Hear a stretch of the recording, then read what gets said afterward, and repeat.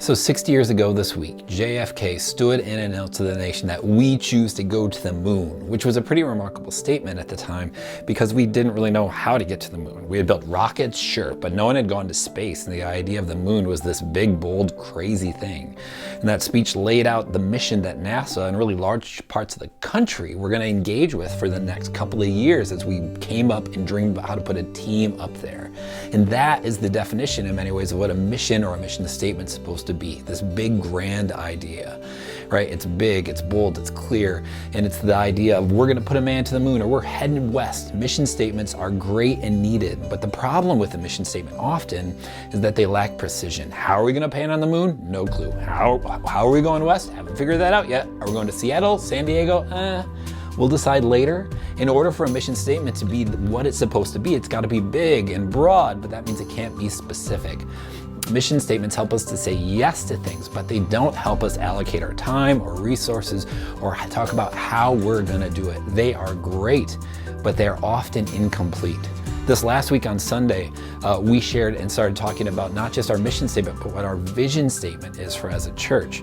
And while these terms sometimes get flipped around, here is the most consistent use that I've seen. A mission statement, again, is that big idea of where we're going, and a vision statement talks about how we're going to do that. A vision statement says not we're going west, but says we're going to Seattle or Portland, right? It says it gives you help for the Oregon Trail players out there of if you should ford the river or caulk to get across the Snake River, right? That's what a vision statement is supposed to do. And our mission statement as a church is the same thing it's always been, that everyone comes to a saving knowledge of Jesus Christ by making disciples who make disciples. It's a big, bold, broad thing, but we've recently clarified and added the vision component as a church with the attempt that it will add some specificity to our mission. We want to live out our mission through the focus of serving local families and investing in the next generation. That's the vision of what it looks like. It doesn't change our mission. It adds another lens and clarifies it.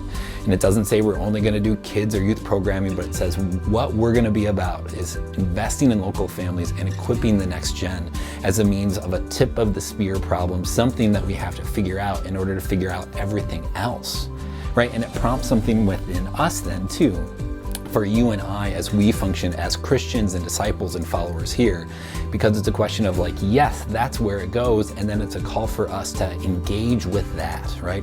The goal hasn't changed of what we want to do. It's a clarification. We're still going to do global missions. We're still going to do many of the things that we have, and we're also going to take those things and try to bend them so that we can impact and serve families in our local community and invest in the next generation. And it matters because it creates a challenge and a call for you and I, right?